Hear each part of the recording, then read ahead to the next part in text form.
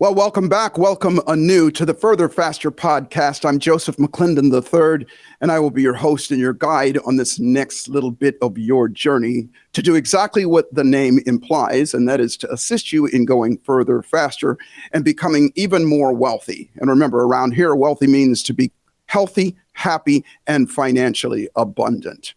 And you know, creativity is one of the most undervalued and overlooked aspects of wealthiness. And studies have shown that viewing and experiencing art and the arts stimulates our own creativity. And nobody knows that better than my guest today. As a matter of fact, his name is Kre8, and he has a unique perspective on how art helps us go further, faster in our lives. So you know how we roll up in here, grab a pad and paper and get ready. I'll be right back with Kre8.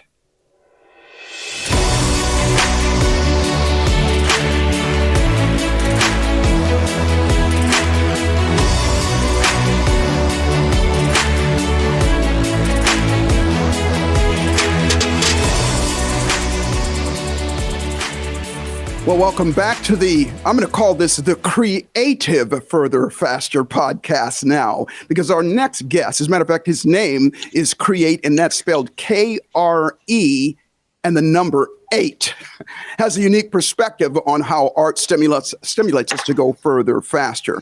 He was born in Germany, migrated here to the United States. He was a military child. As a matter of fact, I call us military brats, if you will. Matter of fact, a lot of people call us that. And his unique brand of art is not only visually stimulating, there's some purpose behind it as well. So I want to introduce you to this amazing man. Kre8, welcome to the Further Faster podcast, and thank you for being our guest. Oh, thank you for having me.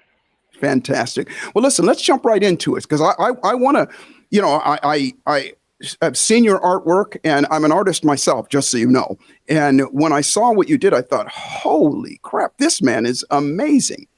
And you will have in the description, everybody, you can go, we're going to put a link to his video that you can go watch this stuff, and you'll understand why myself and so many people are so excited about what you do. So share with us a little bit about yourself, how you got started, and what brings you to this point right now.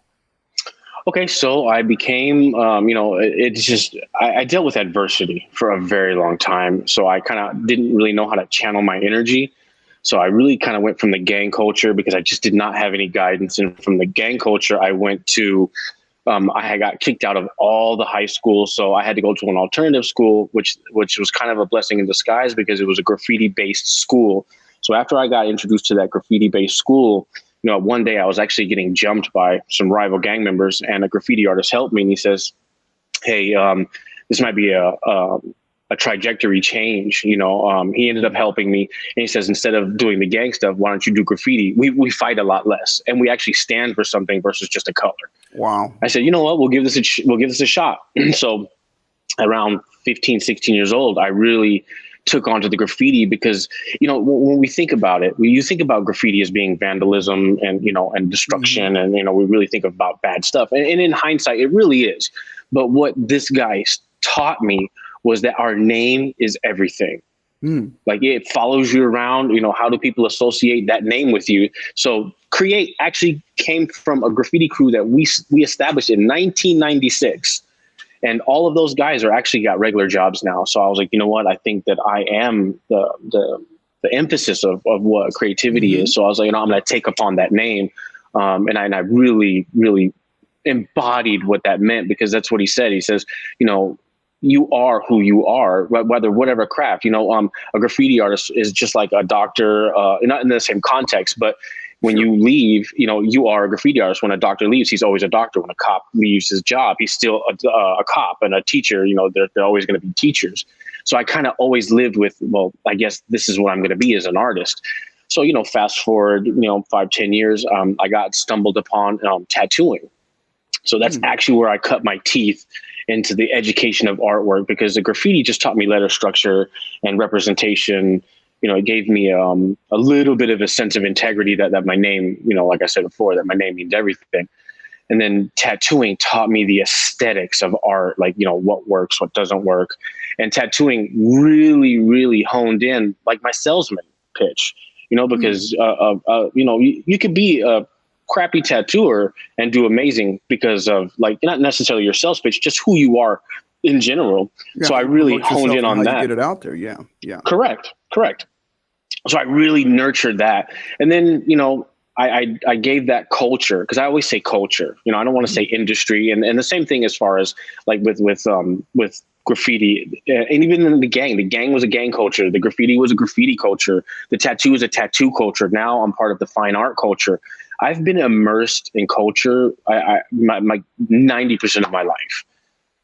So I kind of really infused that. So like I said, speed up the time a little bit. And after leaving New York, because just we all know that New York is just a love or hate, and I love it, and it is where my home is. Yeah. I love everything about it, but I kind of had to get away from it because I was just in just a troubled circle. So we moved to Miami, and it was probably the hardest transition I've ever had to do, but it was the most fruitful. So in the beginning, I went from owning my own tattoo shop in New York to working for somebody else, which I didn't really have a problem working for somebody, but there was a lot of conflict there. So, leaving the caliber of tattooing that I left was upper echelon. So it was rapport driven, so I had to come back to that. I couldn't come to a regular street shop in Miami because I would just out tattoo everybody. So I go to I went to the one tattoo shop that I worked at, and it's a referral based tattoo shop.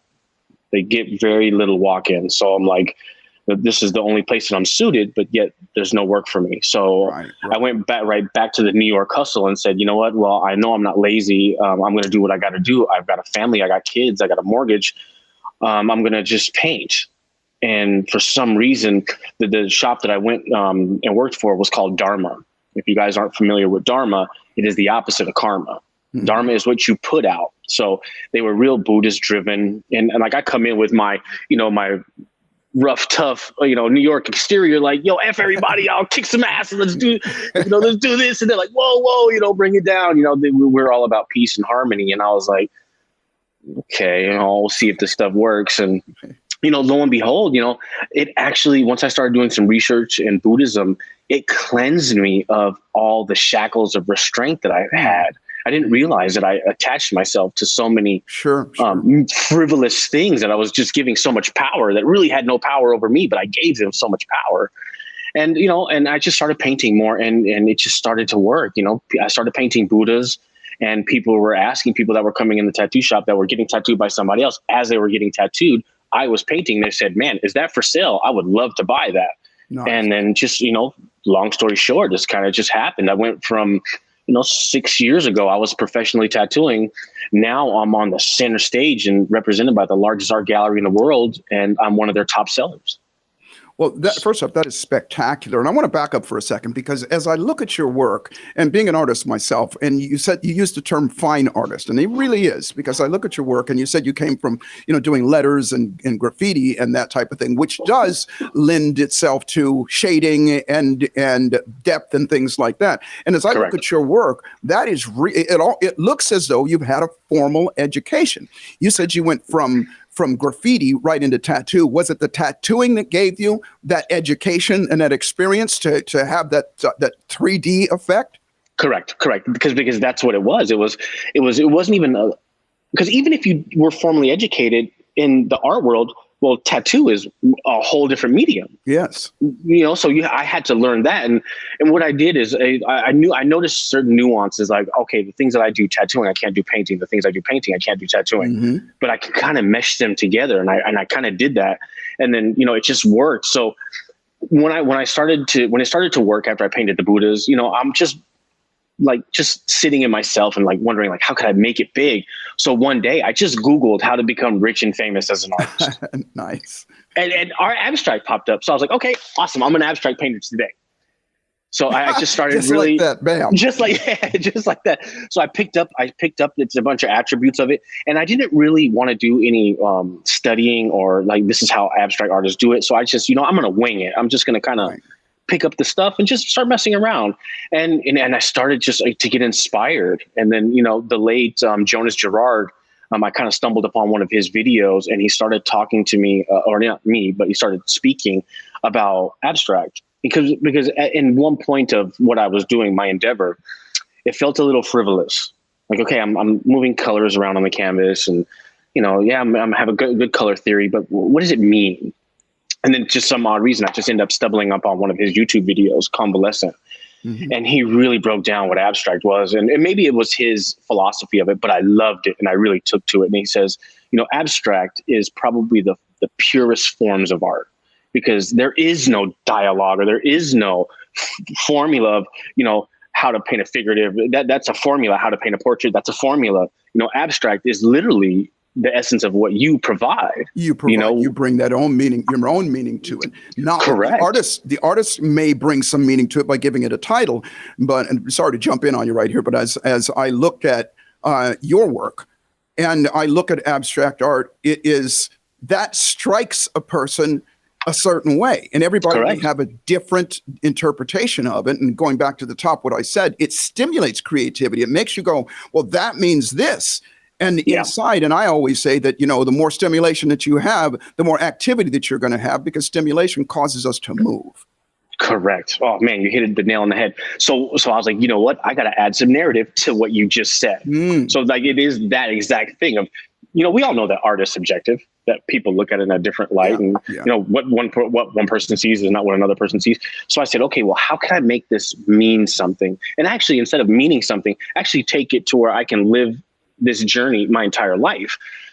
So I started painting in black and white, because what I started noticing, once I became sober with, I was on drugs, like really bad in New York. That was one of the reasons why I left. Mm-hmm. Once I got sober, I started noticing a lot of things. So I was like, I didn't realize that this world is so black and white. I mean, we always knew it, but now that because of the pandemic, it just amplified it. Mm-hmm. So I paint in black and white because the world is very black and white. It's okay for these politicians and all these higher figures to just blatantly break the law with no consequence whatsoever. So I was like, okay, so that's going to be part of my narrative. And I was like, you know what? And what I'm going to do is I started a whole faceless movement, because if you guys can see, I'm heavily tattooed. My neck, my hands, my knuckles, my face is tattooed. So I've had this distinguished look. And I hated that. In the beginning, when I was 24, I was like, yeah, I'm a badass. That was the look. Mm-hmm. Well, now I'm 42 years old. That's not really the look I'm going for. I'm a hell of a lot more refined. So I don't want people to perceive me as being this outlaw and this tough guy. I'm just not that. So what I did is I took the face out of everything, because I've always been judged from day one. Right. So it's like, if I take out the face out of the artwork, then you see it for the true essence of what it is. And that's the creativity. Can I ask you a question? And this is just a personal question that I've always been curious about, because I think I've noticed this happening. Do you see that tattoos have become more mainstream through time, because so many, the culture has accepted it more? You were saying this because I work with a lot of people who regret the tattoos that they have, and they I think has accepted it more. I think there are certain people that are just indoctrinated into, if you have this, then you are this. Now I think that's what the narration that we should change. That's why myself specifically, I was like, well, why do I have tattoos? So I'm actually being the voice for the voiceless, for the people that are saying, for that biased opinion, saying, oh, was I actually meant to be clean cut, or was I actually meant to tattoo? They're like, the platform that you're going to present yourself on, maybe you should be tattooed, because is it easier to listen to someone that looks like you, or is it easier to listen to someone like this? Because I guess what I want to say is, it's not that I want to help. I do want to help everybody, but I really want to help the underdog, the people that feel that they are very inadequate because of either their situation or circumstances, their visual appearance. I want to be that guy. Now, if the person that says, I wear a suit every day, okay, then I think we can enlighten each other. But there are people that haven't got to that point, and I would like to bring them up to speed, and that's kind of what the whole thing of what I wanted to do. If I could add to it, was my interpretation of what you do, or one of my interpretations of what you do, is helping people recognize that it, like you're saying, it's not the face or what we're seeing, and start to reevaluate our judgment of people and so on and so forth. Because I would guess that somebody that maybe previously felt like, well, everybody that wears tattoos is a degenerate or a criminal or whatever, Correct. gang or whatever, or just unwise. And like yourself, maybe in the past that was who you were, and people change. And I will 100%. also add that even those people that you might see that are clean cut, no tattoos, suit and tie and everything, they're also the underdog as well. You know, Correct. in their own brain, in their own mind, they're the underdog. And around here, what I always try to do is stimulate. And that, you know, part of the reason I was excited about you being on the show is to help people. Now, creativity gives us, in my opinion, the ability to have a different perspective on things. And I want to go back to one of my favorite paintings that I saw. And again, everybody, there will be a link in bio, and you can go take a look at the same video that I'm talking about right now. There is a painting that you did, and it's as you said, you start with black and white, or gray. This one is gray. A person in a suit and tie, gray, with a television for a head, and color just pouring out of it. That is my favorite one.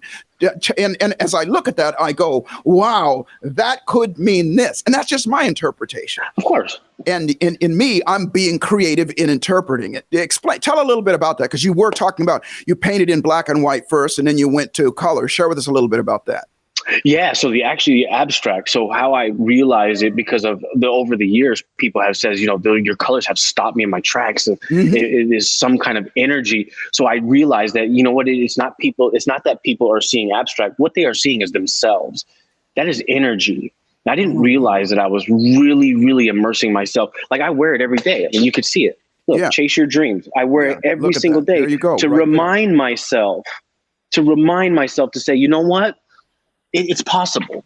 Because remember, right? I think the biggest denial right now is the possibility of change, because we're in such our times are so, rigid, so to give somebody hope. And I've had doctors say, I've had Picassos, I've had Rembrandts in my waiting room. And for some reason, I have one of your little abstracts, a 12 by 12, just colors, no figurative, no, nothing, just colors. And people with cancer, people with head tumors, people with Down syndrome have said, you know what, something about this piece gives me peace. And it's like, wow, like it's crazy how creativity, and I think just art in general, is healing. Yeah. Why would you say that is? I mean, I have my theory on it, but I'd love to hear your theory on why that might become healing. Honestly, I think it just triggers people. I think that what they see is it's what they want to see, and it's themselves. So like a lot of the stuff, it's what I say is unless it's a blatant self-portrait of myself, all of my figuratives, all the characters, the guy in the suit with the TV head, they're self-portraits of all of us. That's why it's very easy to relate, because the reason that there's no face is because it's you. People see themselves in that painting. And then like the piece that you're elaborating on, I called it brainwash. And if you see it, it's off air, and it just shows that for some people it's a 50-50 trade. Some people get educational stuff from TV, some people get entertainment from TV. We don't know what we get from something until the retrospect of it comes out, and it's like, wow, I didn't realize that I learned that from that. So I say that that energy that's coming out of the TV is powerful. I agree. And if I could jump in here, if that retrospect comes, if it does, because that's the difference between television and art. See, art, and just my personal opinion, art allows you to step outside of your grind, step outside of the train that's going on inside of your head, and stop and get outside and project onto, like you were just saying, that's me on there. What does that mean to me? Yeah. In the case of television and media and so on and so forth, and the constant scrolling and so on and so forth, it never stops. And we never stop. And we're being fed what that means. And there's a narrative underneath that to go that you have to have this opinion of what this is. Otherwise, there's something wrong with you. And, and again, that's just my personal opinion. But part of the reason I was excited and still am excited about having you here is a whole different perspective from art. And one of the great things, and again, I keep saying this because I want everybody that's listening to this podcast or watching this podcast to go and watch the video that he supplies there, and also, make yourself familiar with him. And we'll talk about how to get in touch with you a little bit later. But because as you're saying this, at the top of the show, I said that the stimulation of the creativity through observation and taking that moment to stop causes us to become more creative, even if it's just in that moment. And the more that we do it, the more that we will do it. And so my question before we take a break here is, if there is say, for instance, somebody has a piece of your art in their home and they walk by it every day, and let's say they've had that for maybe a couple years and they walk by that every day, what do you think that it still stimulates them, or does it sort of fade into their background? No, I think that I get the messages, the DMs, the texts all the time. They're like, you know what? I put this right in front of my room as soon as I walk out to remind myself. Nice. That of the possibilities. And that's cool that it happens. I mean, I think one of the best attributes that I have formulated is I've inspired people. I think that's so awesome to be able to show people the way. Well, I guess that'd be kind of like just the lights just came on for me. I got creative when you have a tattoo, because I hear people say that all the time. Well, I put this on my arm or on my face or on my chest or on my back to remind me of ABC. So I guess that would be kind of the same thing. Wow. And again, kind of go back for everybody, part of the reason that I have Kre8 here on the show is to help you start to look in a different place, maybe in a different way to stimulate yourself. We're going to take a short break here for a moment. We're going to be right back because I have a few more questions for this amazing man. So grab yourself a bottle of water or something, and we'll be right back with Kre8.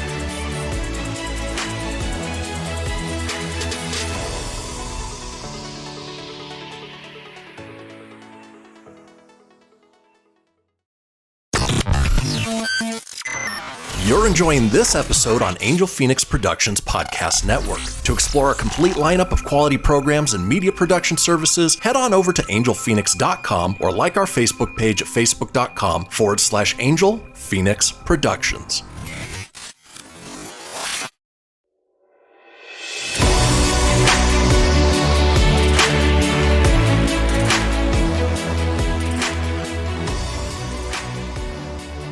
Welcome back to the Further Faster podcast. My guest today is Kre8, Kre8, an amazing artist with an amazing insight on how art stimulates our creativity. And while we were on the break, we were having a conversation. I said, hey, hold it, stop. Stop, because everybody needs to hear this. And one of the things that we were talking about is you said that you were amazed, and maybe not amazed after this conversation, that you had seen me on a stage in, I think it was Miami a few years ago. And then here we are today. And you talked about perseverance and everything. Share with us a little bit about what you were talking about how this stuff works with regard to creating that lifestyle and that life that we want. Well, I mean, Tony Robbins and you guys really said it the best, unleash the power from within. Mm-hmm. Once you can really, really do that and really do that, don't have it conditional. Do the things that are uncomfortable, because that's what's going to take you to the places that you need to go. If you're not doing that, it's going to be hard to have that longevity. If you're not crossing all the T's and dotting all the I's, it's like, no, I don't want to do that one today. Well, then that's going to be the reason why it's not working. And I learned that, and I said, from that, I said, well, what a testimony that is to, because when my assistant says, Joseph wants you on the show, I'm like, Joseph, that name sounds really familiar. I was like, oh man, I saw him at UPW. And it's like, wow. And then the whole Vinu thing, to meet Vino. So she did her due diligence. She saw my work on the cruise ships, found me, and then look at all this. Wow, the power of proximity is so real. It really is. And the power of, in my personal opinion, the power of rapport. You said it earlier, meaning that like-minded people like themselves. And the reason Vinu, which by the way, Vinu is one of my dear friends. And a matter of fact, she is one of the head trainers for our Neuro Encoding Institute. And when she told me about you, and I've known her for a decade or more, just a brilliant lady, as you know, and her level of creativity. And, just real quickly, the story that she told me about it, she said, as Kre8 said, I was on a cruise, we saw this man's art and purchased some of his art. And then I thought, I got to find out what's behind this and seek him out. And kind of to the point that, we started here a while ago, is that when we want something, and I love what you said about doing the hard work. And sometimes the hard work isn't as hard as most people think. Life is much simpler than we've been led to believe. But sometimes the hard work is getting inspired about something and doing something about it. In your case, doing something about it and becoming an artist and developing into something. And that attracts people around. You attracted Venu. You attracted myself. And us, you as well, because I always, in this podcast, our outcome is always to bring something unique and special to people and give people something that is outside of the norm that is going to help them go, oh, well, wait a minute, this is possible. This is possible. Even if it's just by looking at somebody and seeing what they did and going, they did it and I can do it as well. Of course, because I think we can all engineer the approach or reverse engineer the approach. It's like, oh, wow. So what was your approach? Oh, if that doesn't work, and most people do one approach and then they just stop. Oh, it didn't work. Well, you didn't try it not twice. That's kind of what we teach in the Kre8ology is a different approach. If that approach doesn't work, try something else. Most people aren't willing to try. Tell us a little bit more about that, about your Kre8ology.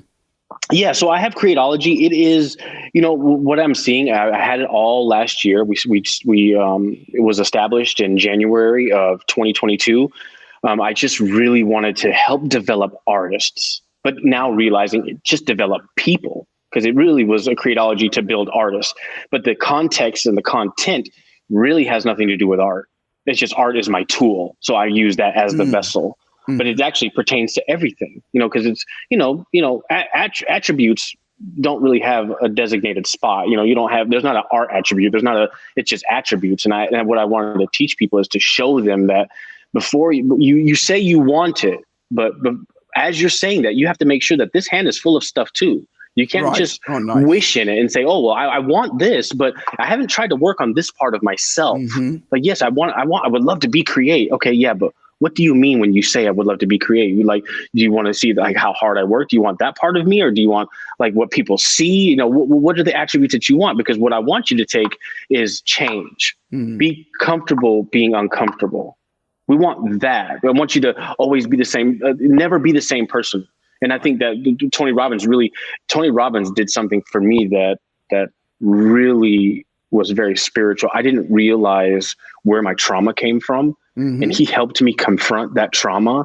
And now I know why I am the way that I am. And that was very healing for me. Right. So now, awareness is the first step. Yeah. Man, but and most people, they say that the people that are miserable and they're mad is because they are stuck in that time frame of when they were hurt the worst. Right. They keep reviewing that over and over again. I want to ask you something in these last few minutes that we have here. I'm old enough to remember when they started to remove the arts from school.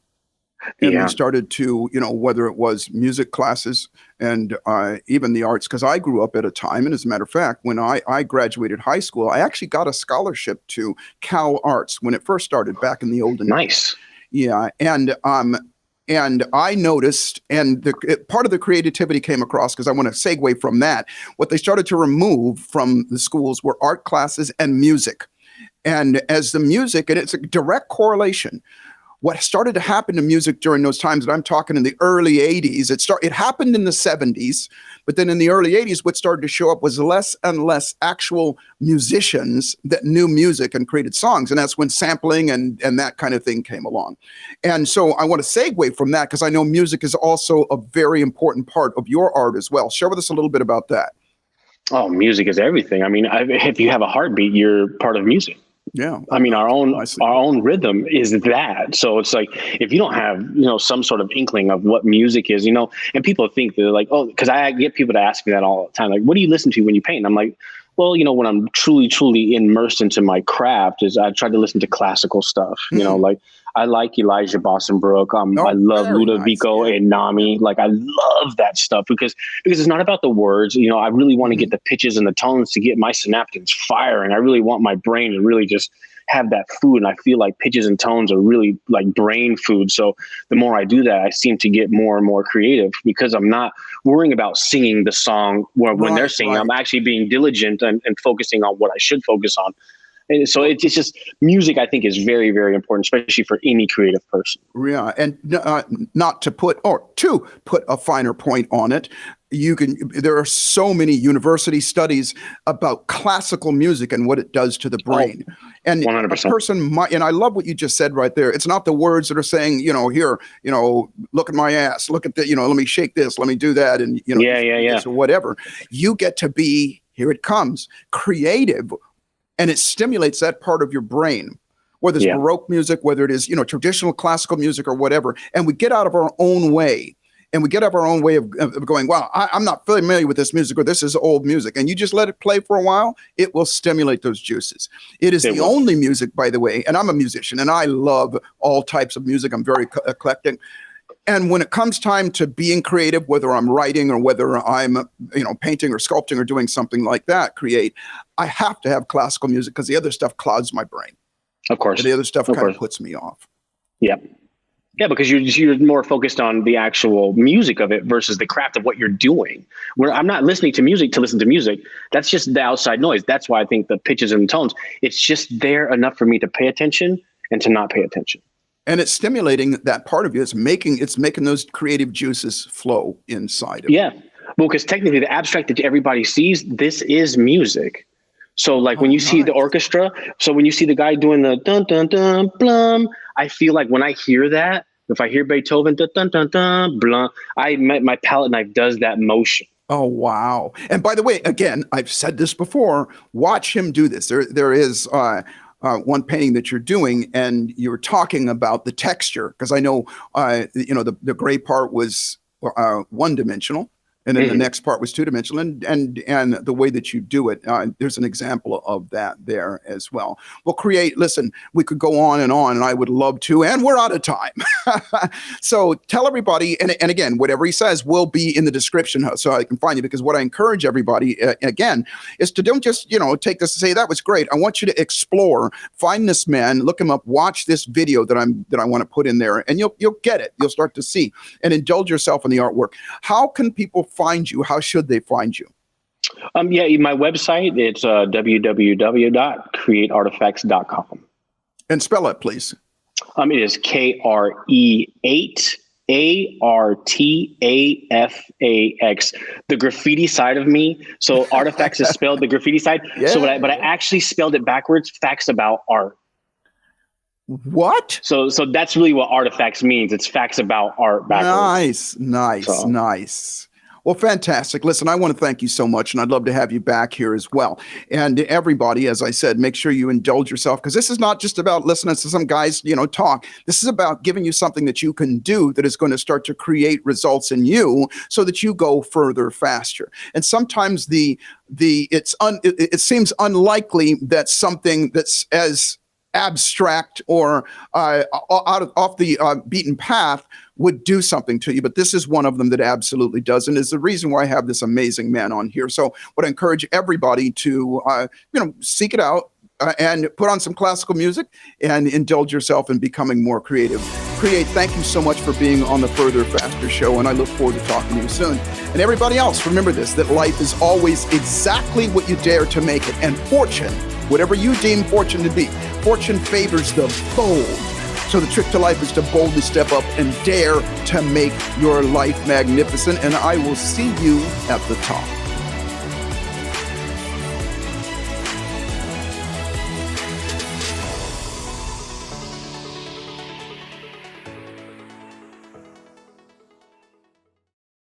This podcast was a production of Angel Phoenix Productions.